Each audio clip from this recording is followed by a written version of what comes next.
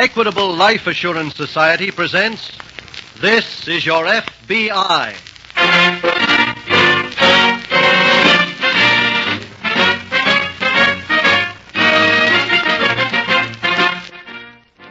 This is Your F.B.I., the official broadcast from the files of the Federal Bureau of Investigation, presented as a public service by the Equitable Life Assurance Society of the United States and the Equitable Society's representative in your community.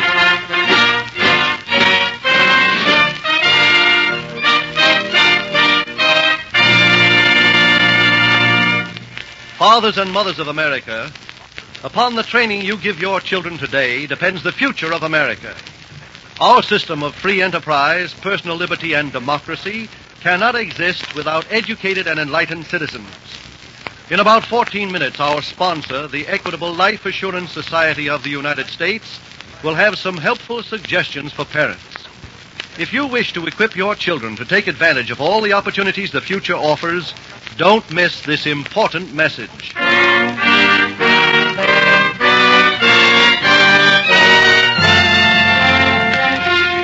Tonight's FBI file, The Sugar Swindler.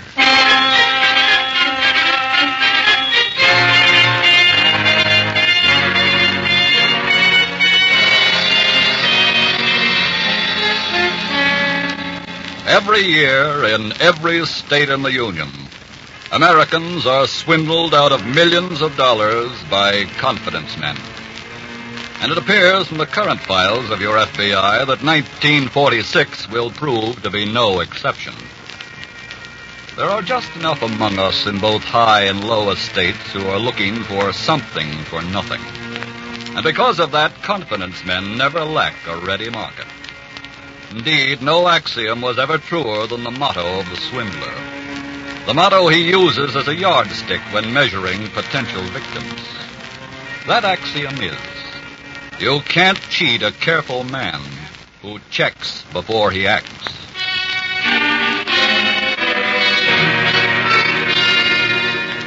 Tonight's file opens in a small apartment located in a residential section of an eastern city. It is early evening. The occupants of this modest flat, a newly married couple named Martin, are entertaining a dinner guest. Mr. Hanover? Yes, my dear? Would you like another piece of cake? Indeed I would, young lady. It's simply delicious. Oh, really? I could give you the recipe if you'd like it. Well, She's recipe happy, Mr. Hanover. She thinks everyone should collect them. Oh, now, Eddie. It's a fact. You clip out everyone you see. Why, she's got books full of them. Well, if they all turn out like this, you should consider yourself a very fortunate young man. Oh, gee, that's so nice to hear. You know something, Mr. Hanover? Yes? I can tell you now. I was awful nervous about your coming here to dinner. Nervous? Well, why? Oh, Eddie told me all about you, what a successful man you are. I was just scared. Oh, that's ridiculous. Oh, I couldn't help it, especially when I knew you were coming here tonight to talk to Eddie about his going to work for you. Kay. Well, that's what you told me, wasn't it? Look, Mr. Hanover, all I said was that you looked me up when we came into town because you'd heard I knew something about the business. But, Eddie, Now, just a minute, both of you. There's been no harm done. As a matter of fact, I'm quite anxious to talk to Eddie about his working for me. Really? Yes. So perhaps you can tell me something about your past experience, what you've done. Well, I've stolen about half a dozen cars. Yes. Stuck up a couple of grocery stores. Mm-hmm. Rolled a few drunks. And don't forget to tell about the checks, Eddie. Oh, yes, I've kited some checks. Any police record? Oh, no. Oh, he's really been very careful, Mr. Hanover. Well, that's a fairly diversified background, but to be frank with you, I'm rather disappointed. Oh, goodness, why? A man with your husband's appearance, manner, speech should be operating at a much higher level, my dear. Well, for heaven's sakes, he's just getting started. I think for the length of time he's been in the business, he's made wonderful strides. Kay, please. Well, I mean it. Look, Mr. Hanover, what sort of man did you have in mind? Well, I'll give you a brief sketch of the operation I'm planning here. I think that'll explain everything. Okay. When I arrived in town, I secured guest privileges at the Fairhaven Club. I'm living there. Oh, is that the swanky place out in Lake Road? Yes. Most of the club members are very wealthy businessmen. And businessmen these days are in a great deal of trouble with shortages. Oh. I circulate around the club until I find one individual who is so annoyed at the shortages that he's willing to go to any length to get what he needs. You mean an honest guy with just a little touch of larceny, huh? Exactly. And I'm happy to say that I have found such a gentleman. Oh, gee, you work fast. His name is Bristol. He's in the candy business and greatly in need of sugar. Which you, of course, will get for him. Naturally. Well, that's just the preamble. The rest is quite intricate. I won't touch on it now. Gee, I've always wanted Eddie to get into something high class like that. Little lady, I think your wish can be granted. You mean you want him to work for you? Yes, Oh. I think he will qualify. Thanks, Mr. Hanover. I have an engagement tomorrow to play croquet with Mr. Bristol at the club. I hope to put the hooks into the old boy then. If I'm successful, your new career begins.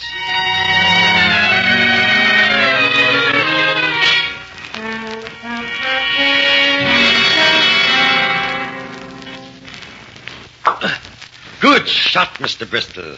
Right through both wickets. Just lucky, that's all. Nothing of the sort. I've been watching that swing of yours. You play a slashing game. Get out here often, do you? Every day. Well, no wonder. I've got nothing else to do. No use going to the office. Why not? Can't get the stuff to make anything with. What is your business, Mr. Bristol? Candy. What's your problem? Sugar. Can't get any. Well, that's too bad. Well played. Thank you. I suppose, Mr. Bristol, you've been approached like all of us have on undercover propositions? What do you mean? Being offered, say, sugar by an illegitimate source? No, I haven't. Well, you're lucky. I've been bothered to death by them. Just got a letter this morning, as a matter of fact. What about? From an old employee of mine who went into the Army. Still in, as a matter of fact. He's a captain in the Quartermaster Corps. Yes? Well, here's the letter right here. He's listed 100 items that he can get for me. Well, how? He's stealing them from the Army. How else? Now, my first inclination was to report him. Then I decided, why become involved in some long, drawn-out mess? So, I'm just forgetting about it. What are you doing? Tearing up the letter. There. Your shot, Mr. Bristol. Do you think a fellow like that can deliver? I know he can. Well, how? I know some people who've already done business with him. Frankly, I think it's pretty awful. Oh, of course. Probably even had sugar on his list, huh? Yes, he did. I noticed it. Surely you weren't interested, Mr. Bristol. I should say not. Bully for you. Make your shot. Very well. Oh, that was a pippin.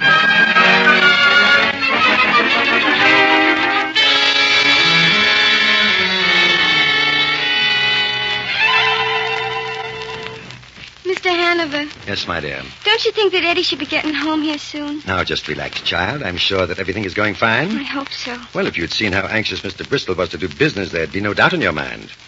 I wish I could get something straight in my head. Oh, yes? Well, what's that? Why did Eddie have to wear that captain's uniform? I'll try to explain it once more. Mr. Bristol thinks that Eddie is a captain in the Army. Well, how did he know to call Eddie here? Because this phone number was in that letter. But you said you tore the letter up. I did. But Bristol went back there after our game was over and picked up the pieces. Oh. Yes. I wish you could have seen him last night, my dear. On his hands and knees in the dusk, lighting matches to find the missing pieces. Do you think he'll really believe that Eddie can get him sugar? I'm positive. Good. Well, I guess I'll read some more recipes. Would you like to read some too, Mr. Hanover? Not at the moment. Oh, Tell me, my dear, yes? were you ever in the profession? Oh, not really. I just did a little shoplifting. I wasn't good at it. I'd rather just stay home and be a housewife. I see. That you, Eddie? Yes, honey. Oh, gee, I'm glad you're here. I was awful worried. Well, there was nothing to worry about. Well, how did it go, son? Just fine, Mr. Hanover. Good. It all came off just as we planned. When did you promise him delivery? I said sometime around the end of the week. Did you agree on a price? Yes, $5,000. Splendid. Say, I just thought, where are you going to get the sugar? From a sand pit, my dear? Honey, the bags we deliver will be loaded with sand. Oh, gee, you won't be able to make much candy with that.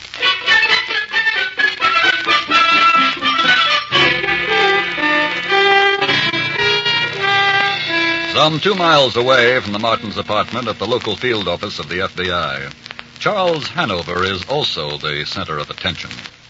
Could you tell me where I could find a Mr. Tom Walters? Why, Jim Taylor, you old son of a gun, how are you? Hello, Tom. When'd you get in town? About an hour ago. Been assigned to this office? No, I'm on a traveling job. What's it about? Well, I just told the whole story to your agent in charge, and believe me, it doesn't make me a hero. Trouble, Jim? Complete and utter frustration. I've spent the last month being just one jump behind one of the cleverest swindlers in the business. Who is he? Well, he has about 10 aliases. Harris, Howell, Hartford, you just take your pick. What's his pattern of operation, Jim? It's just the trouble. He has no set pattern. He's been using as many swindles as he has names. Now, most of them have been local police cases, but the last 2 fell within our jurisdiction. I see. There's only one consistent thing that he does. And what's that? He always double-crosses his confederates. He uses new ones on each job. Have you picked any of them up? Oh, yes, but that's never led us to the top. Do you think he's here in town? That's highly possible, yes. What's your lead? Well, he bought a plane ticket for here a week ago. I just uncovered that this morning. Well, Jim, if there's anything I can do to help, I think there is, Tom. You've been assigned to the case. Really? Mm-hmm. Oh, that's good. What's our first move? I think we should check all hotels, tourist camps, and rooming houses and give them the swindler's description. We have a good one on him. Does he work on any particular type of victim? Yes, businessmen usually. So let's see, alert the Better Business Bureau, too. Right. And look, Tom, I've struck out twice against this old boy. This time I want to get a hit.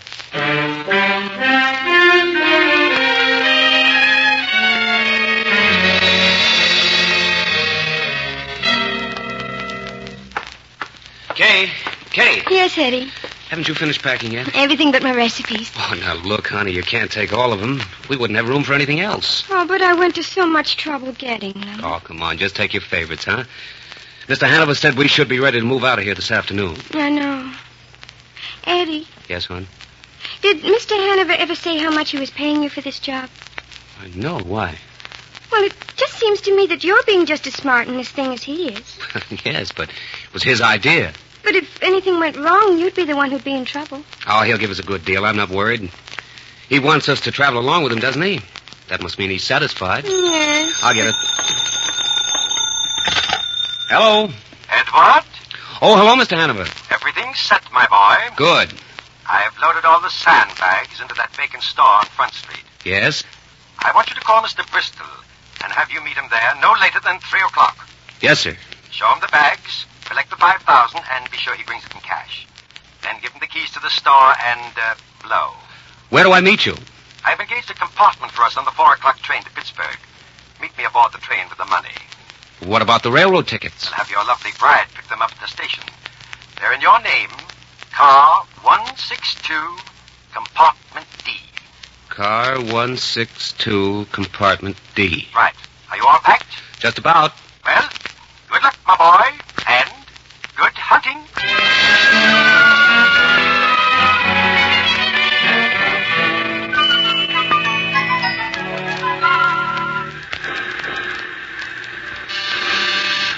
Who is it? Me, Annie. Oh, honey, I thought you'd never come. How'd everything go? Not a hitch. Got the money? Here it is, baby. 5 G's. Gosh, Where's Mr. Hanover? I don't know, but you know what, Eddie? What? There's something funny going on about him. What do you mean? Well, I called the club where he was staying at just before I picked up the train tickets. Uh-huh. Now, I was anxious to know if he'd heard anything about you. Yes? They told me that he'd checked out and gone to the airport. The airport? Yes. They said he'd sent his baggage out there, too. You sure? I'm positive. And that isn't all. Well? When I picked up the tickets for this compartment, I asked if Mr. Hanover had ordered one for himself, and they said no. Say, that is funny. I've got a feeling he's trying to pull something. Now, look, what could he pull? I've got the money. Just the same, I've got a feeling. A woman's feeling. After all, just because he's a big shot crook, that doesn't say he's an honest man. Okay, I think... Yes? Open up, my boy. Oh, okay. Hi, Mr. Hanover. Well, I'm delighted to see that you're here safe and sound. I trust everything worked out well. I've got the money right here. Splendid, splendid. Let me have it, please. Mr. Hanover, where are your bags? Bags? Why, I gave them to a porter. They should be right along. Let me have that money, son. I've got to go back in the station and wire a few hundred to a friend in distress before the train leaves. Don't you give it to him, Eddie. What is this? I've just got a feeling that if you leave this train with that money, you're not coming back. Now, my dear child, where would I go? To the airport. Airport? What for? Because that's where your bags are. Now, look, I have had enough of this nonsense. Give me that money. I'll give you your share of it. What? Don't you give him more than half, Eddie. I'm taking it all. Let go of that Leave money. him alone. Oh, no. Very well, then. Wait a minute. Put down that water jug. Just what I'm going to do. Now, Eddie, I think we'd better leave him here and we'll go to the airport.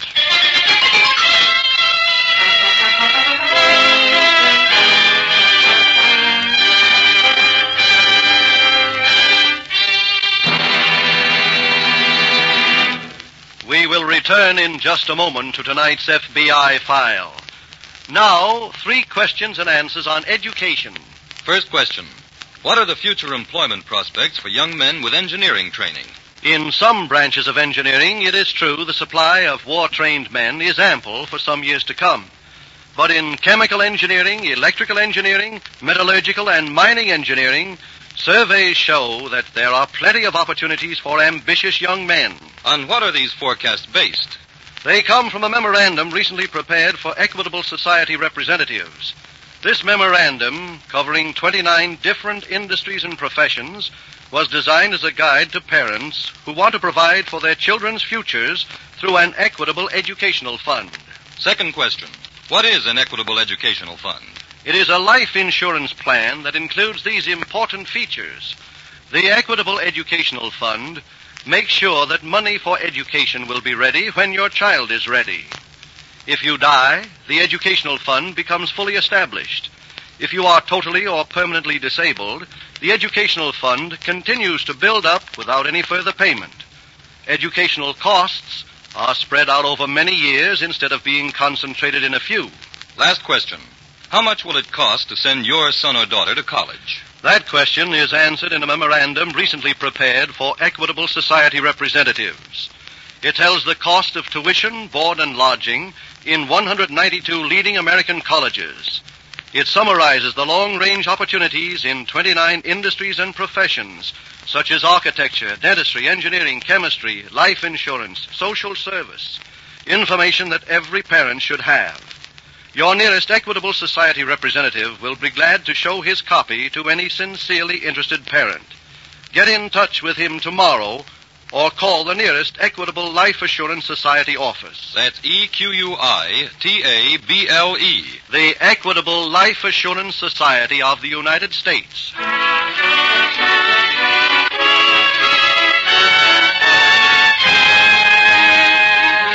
And now, back to the FBI file, The Sugar Swindler.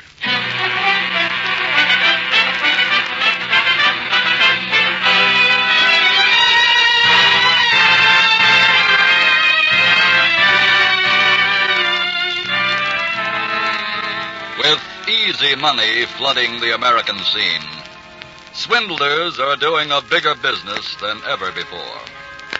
And their victims, as they have always been, are those whose greed overcomes their conscience. When there are human beings without greed, there will be no swindlers. But until that time, it's the business of your FBI to protect the American public from these unscrupulous criminals.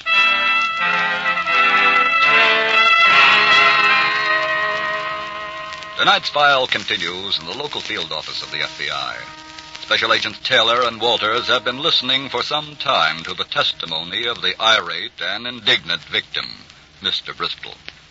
And so, gentlemen, I place the entire matter in your hands. I want these men apprehended, and I want my money returned. Mr. Bristol, Yes? I gather from what you've told us that when you made this deal with the bogus Army captain, you were fully aware that this alleged sugar that you were buying was being stolen from the United States Army. I didn't question where it was coming from. But you must have assumed that it was government property. I don't see what that has to do with getting my money back. It has nothing to do with it. But in my opinion, you deserve to lose it. Now, see here, I That, don't... however, is purely a personal opinion. It is still the duty of the FBI to recover that $5,000 and apprehend the criminals. Oh, Jim, Yes, Tom. from the description of this man Hanover, I would certainly think he was the man you came here to find. Well, there's no doubt about that. Mr. Bristol, You say this man was a guest at your club? He was living there, yes, but I told you he's already checked out. Tom, will you call the club, see if they have any further information on him, please? Right. Thanks. Sand. $5,000 worth of sand. Mr. Bristol, you say you telephoned the bogus captain? That's right. Where did you get that phone number? It was in a letter that Mr. Hanover... that he gave me to read. I see. Was there anyone else in on the deal? No one that I met. But when I first called the captain, the young woman answered the phone.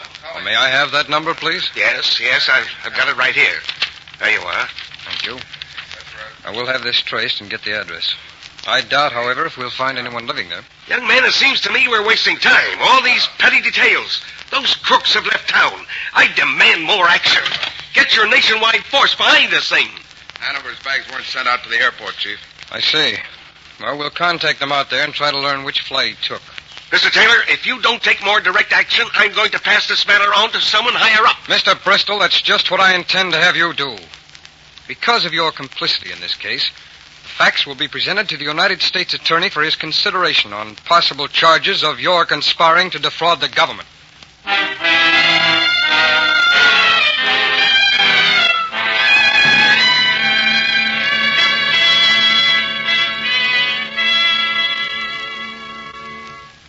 Oh, Eddie, it's so good to be unpacked and settled again. You like the place, honey? I love it. Gee, just think, a cottage all to ourselves. What made you decide to come here to Cincinnati?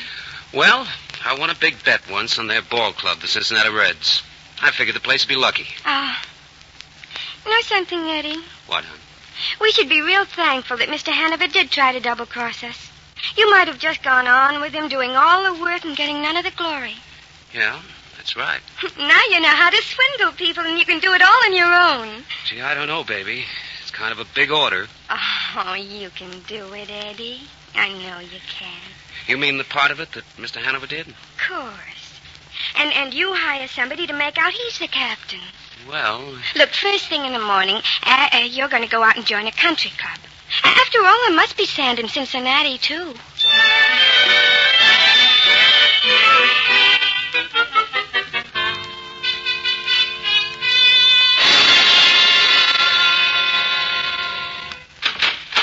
Go ahead, Jim. Thanks, Tom. Well, they've gone, all right. There are no personal possessions around here anyplace. That looks like a closet over there. I'll take a look at it. The superintendent said they rented this place furnished, didn't he? Yes. Well, there's nothing in here. Well, we've got a pretty good description of the couple. Super said they didn't have a car, so we'd better check airlines, train, and bus terminals to see if we can determine where they've gone. Well, I hope we have more luck with them than we did with Hanover. So do I. I still can't figure why he checked his bags at the airport and then never showed up for his flight. No, I don't get that either. I don't think it's possible. Wait a that minute, Tom. What have you got? Stackable magazines here. I was just scanning through a couple of them. Well? They may be a big help to us. Really? Yes. Yes, in fact, they might tell us where the young couple is gone.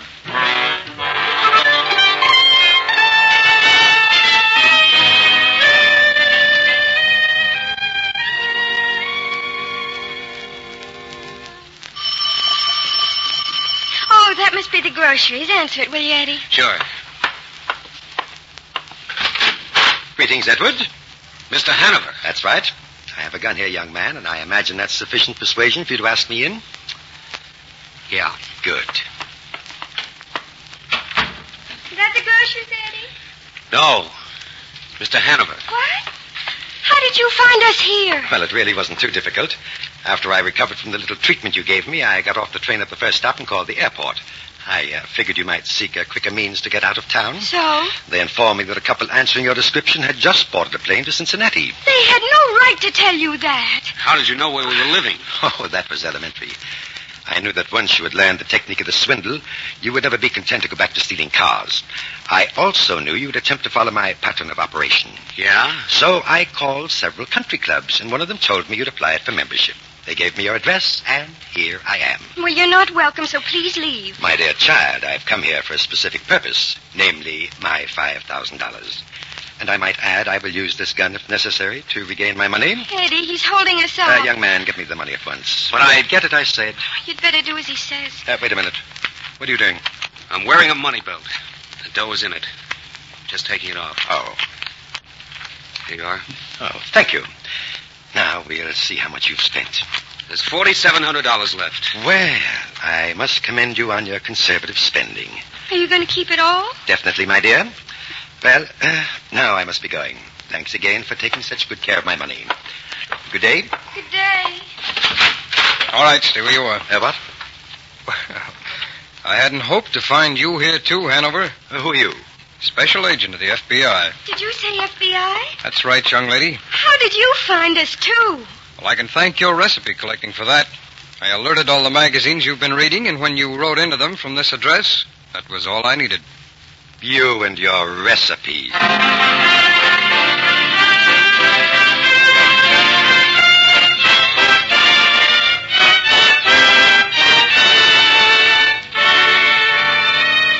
Charles Hanover was found guilty in a federal court and is now serving a long term in prison.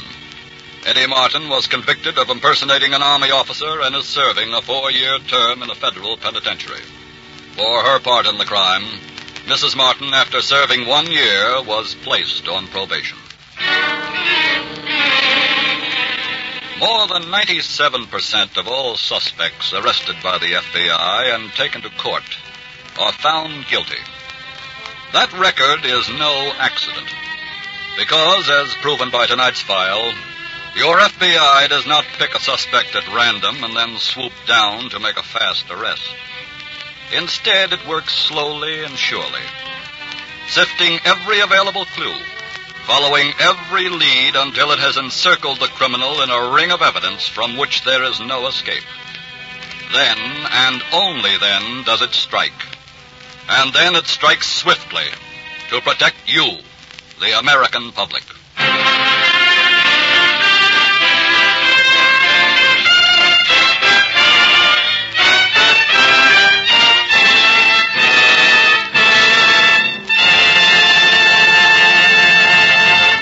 In just a moment, we'll tell you about next week's exciting case from the files of your FBI.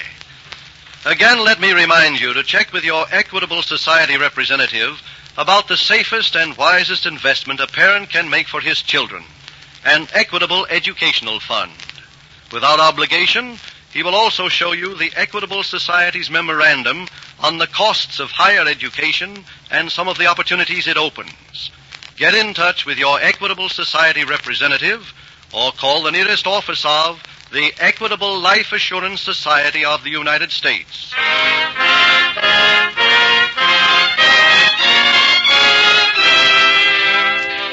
Next week, we will bring you another colorful story from the files of the Federal Bureau of Investigation. The Big Shakedown.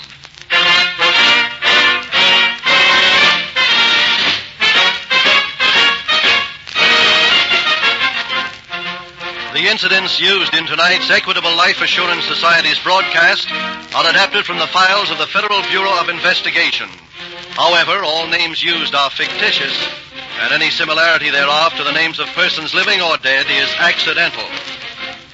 Tonight, the music was composed and conducted by Frederick Steiner. Your narrator was Dean Carlton. This is Your FBI is written and produced by Jerry Devine. This is Milton Cross, speaking for the Equitable Life Assurance Society of the United States and the Equitable Society's representative in your community, and inviting you to tune in again next week at this same time when the Equitable Life Assurance Society will bring you another thrilling story from the files of the Federal Bureau of Investigation. The Big Shakedown on This is Your FBI.